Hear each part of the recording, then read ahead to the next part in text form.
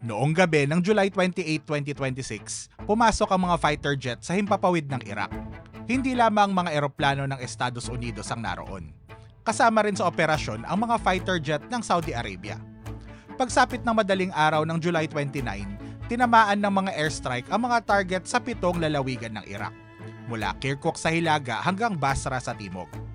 Ayon sa Popular Mobilization Forces o PMF, isang opisyal na bahagi ng puwersang pangseguridad ng Iraq, hindi bababa sa 20 membro nito ang namatay habang 32 pa ang nasugatan. Hindi pa ito nakukumpirma ng hiwalay na independenteng mga source. Iniulat ng Associated Press na 6 na Iranian advisor ang napatay. Ayon naman sa New York Times na nag-interview sa isang opisyal ng Estados Unidos, umabot sa mga 20 ang napatay na advisor mula sa Iran. Itinanggi naman ng konsulado ng Iran sa Karbala ang ulat na may 4 na miyembro ng IRGC na napatay. Ayon dito, walang tao sa mga gusaling tinamaan. Mabilis ang naging reaksyon ng Iraq. Kinondena ng tanggapan ng Pangulo ang mga airstrike. Nagpatawag ng emergency meeting ang National Security Council. Kinansela ng punong ministro ang nakatakda niyang pagbisita sa Riyadh. At dito nagsisimulang maging kakaiba ang kwento. Magkapitbahay ang Saudi Arabia at Iraq. Pareho silang mga bansang Arabo.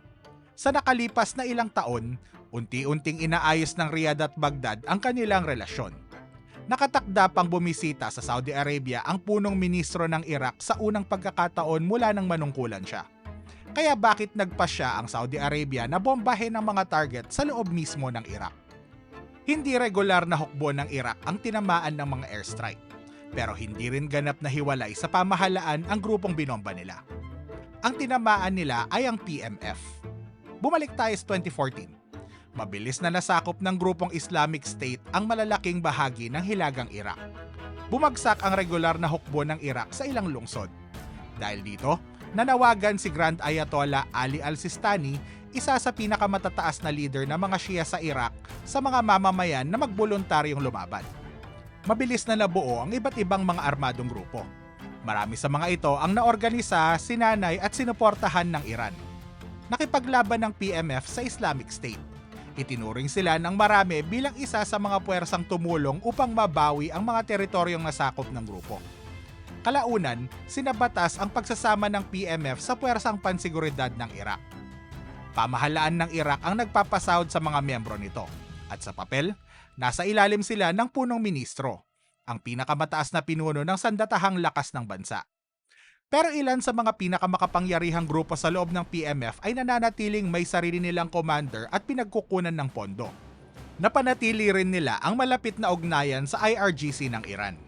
Itinuturing ng Estados Unidos na mga teroristang organisasyon ng ilan sa mga grupong ito.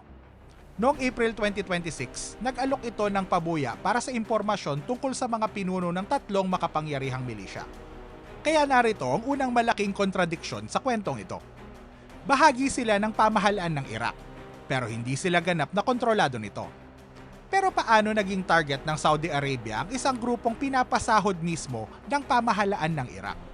Bumalik tayo sa mga araw bago ang pambobomba. Mula July 26 hanggang July 28, sunod-sunod na inatake ng mga drone ang Saudi Arabia. Ayon sa tagapagsalita ng Ministry of Defense ng bansa, winasak ng kanilang air defense ang mga drone na nakatutok sa mga pasilidad ng langis sa Eastern Province at sa rehiyon ng Riyadh. Sinabi niyang mula sa teritoryo ng Iraq inilunsad ang mga drone. Ayon din sa kanya, mga armadong grupong kaalyado ng Iran ang nasa likod ng mga pag-atake. Naglabas ng mga pahayag ang Saudi Foreign Ministry noong July 27 at July 28, bago pa man mangyari ang mga airstrike.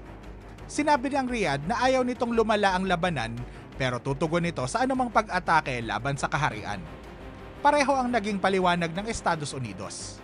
Ayon sa CENTCOM, ang magkasanib na airstrike ay tugon sa mahigit 30 pag-atake ng drone sa loob lamang ng 3 araw. Sinabi rin nitong ang Revolutionary Guard ng Iran ang nag-utos at nangasiwa sa mga pag-atake.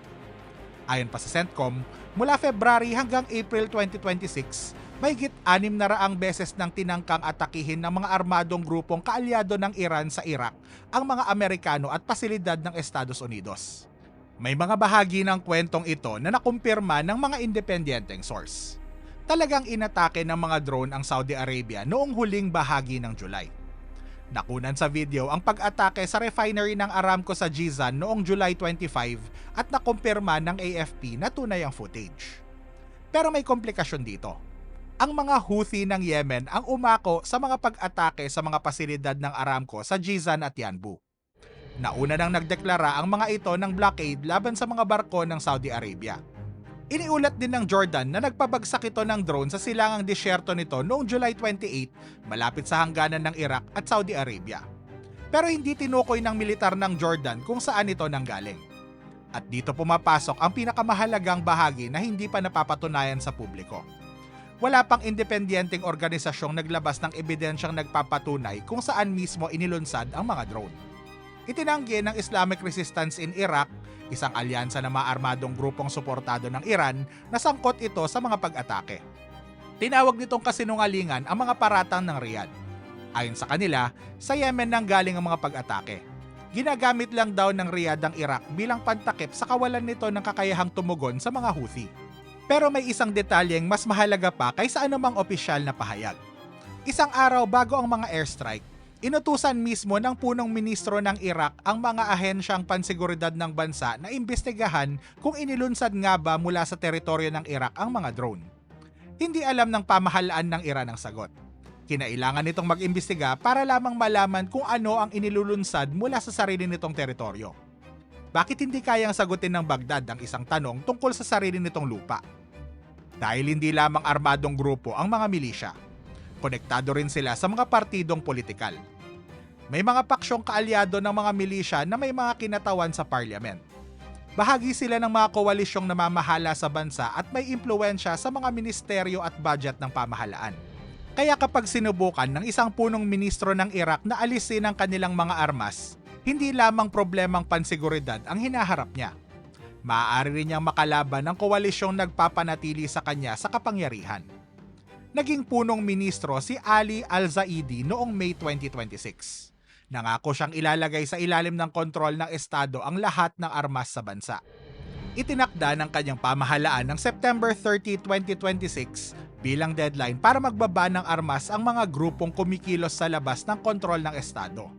Noong July, bumisita siya sa Iran, Estados Unidos at Turkey. Kakabalik pa lamang niya sa Baghdad mula sa Turkey nang gabing mangyari ang mga airstrike. Sumunod ang karamihan sa mga grupo sa ilalim ng PMF. Pero tumanggi ang ilan sa pinakamakakapangyarihan, kabilang ang Kataib Hezbollah, Kataib Sayyid al-Shuhada at Harakat al-Nujaba. Sa isang video, kinutya ng Chief of Staff ng PMF ang utos na magbaba sila ng armas. Hinamon pa niya ang sinumang gustong kumuha ng kanilang mga armas na pumunta at subukang kunin ang mga yon. Pero kapag ipinadala ng punong ministro ang regular na hukbo upang sapilitang alisin ang mga armas na yon, maaari itong humantong sa labanan ng dalawang armadong puwersang parehong pinopondohan ng pamahalaan.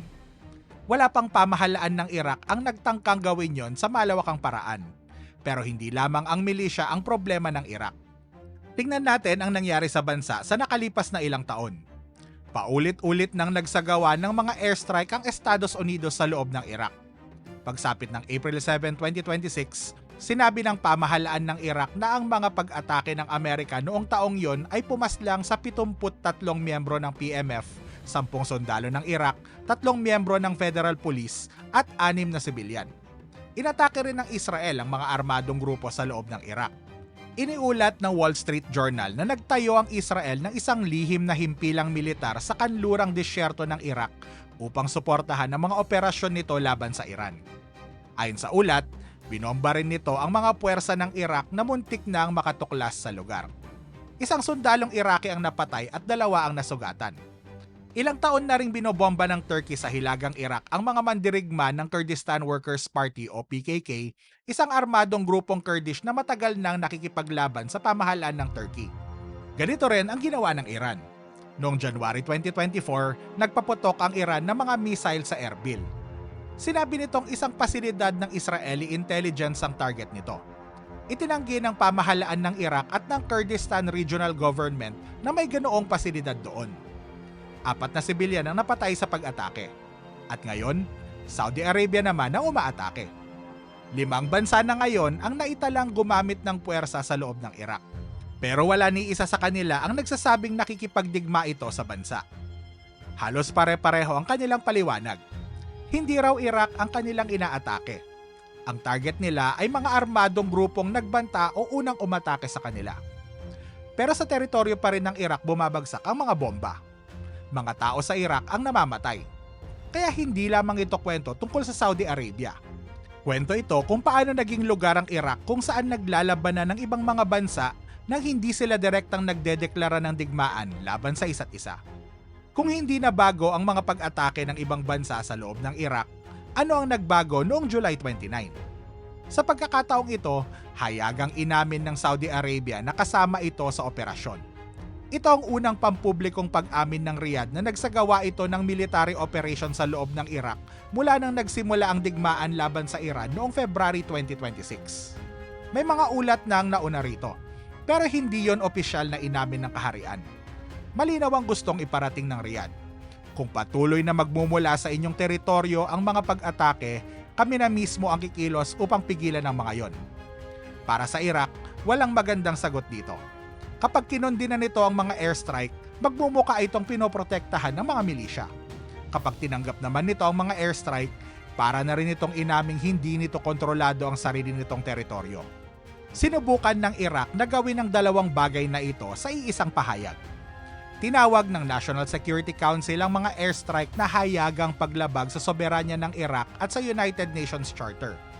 Inutusan din nito ang Foreign Ministry na maghain ng legal na aksyon.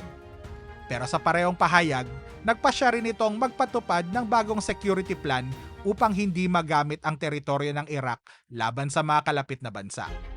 May isa pang pahayag na hindi pa malinaw hanggang ngayon. Sinabi ni President Trump na nakipag-ugnayan muna sa mga opisyal ng Iraq ang mga nagsagawa ng operasyon. Pero hindi ito kinumpirma ng Baghdad at hayagan nitong kinondena ang mga airstrike.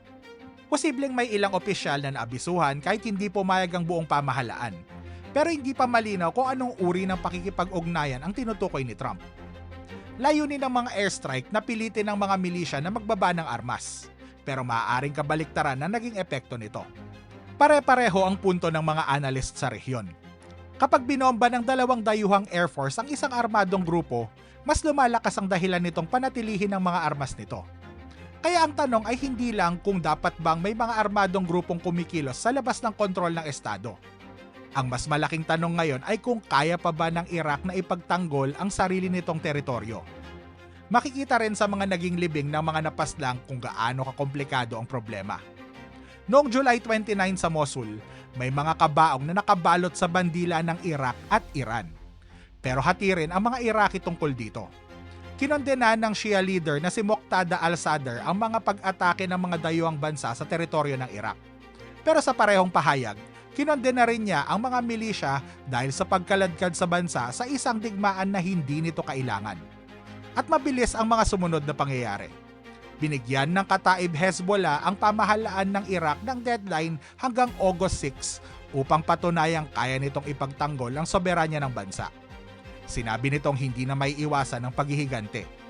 Samantala, ayon sa Reuters, nakipagkita ang Defense Minister ng Saudi Arabia kay US Vice President J.D. Vance sa Washington. Hiniling nito sa administrasyong Trump na wag nang palakihin pa ang labanan, kabilang ang pagtigil sa mga karagdagang pag-atake sa mga milisya sa Iraq. Binomba ng Riyadh ang Iraq. Pagkatapos, hiniling nito sa Washington na huminto na. At nauubusan na ng panahon ng pamahalaan ng Iraq. Sa parehong petsa ng deadline sa pagbaba ng armas, September 30, 2026, nakatakda ring umalis ang natitirang puwersang militar ng Estados Unidos sa bansa. Ngayon, balikan natin ang tanong sa simula ng video. Bakit binomba ng Saudi Arabia ang mga target sa loob ng Iraq? Dahil ayon sa Riyadh, mula sa teritoryo ng Iraq inilunsad ang mga drone na umatake sa mga pasilidad ng langis nito. At dahil nagpa siya itong wag nang hintayin ang Baghdad pa ang pumigil sa mga susunod na pag-atake. Pero hindi lamang ang mga airstrike ang tunay na issue. Estados Unidos, Israel, Turkey, Iran at ngayon Saudi Arabia. Lahat sila ay nagsasabing pagtatanggol sa sarili ang kanilang ginagawa. Pero teritoryo ng Iraq ang nasisira. May sariling hangganan ng Iraq. May bandila, may hukbo at may pwesto sa United Nations. Pero paulit-ulit na nakakapasok at umaatake sa loob nito ang mga dayuhang puwersa. Samantala, may mga armadong grupong naglulungsad ng mga pag-ataking hindi kayang pigilan o matukoy man lang ng sarili nitong pamahalaan. May tunay pa bang soberanya ang Iraq? O ang soberanya ba nito ay isang salitang nakasulat na lang sa papel pero hindi iginagalang sa loob ng mismong teritoryo nito? Minsan, hindi eroplano ang dumarating, kundi pera, teknolohiya at mga kasunduang pangnegosyo. Sa kabilang channel na Tagalog Documentary 2, kinuwento ko ang Pax Silica na balak itayo sa New Clark City at kung ano ang ibig sabihin nito para sa Pilipinas. Para mapanood ang video, punta ka sa search at i-type ang @Tagalog Documentary 2. Like and subscribe.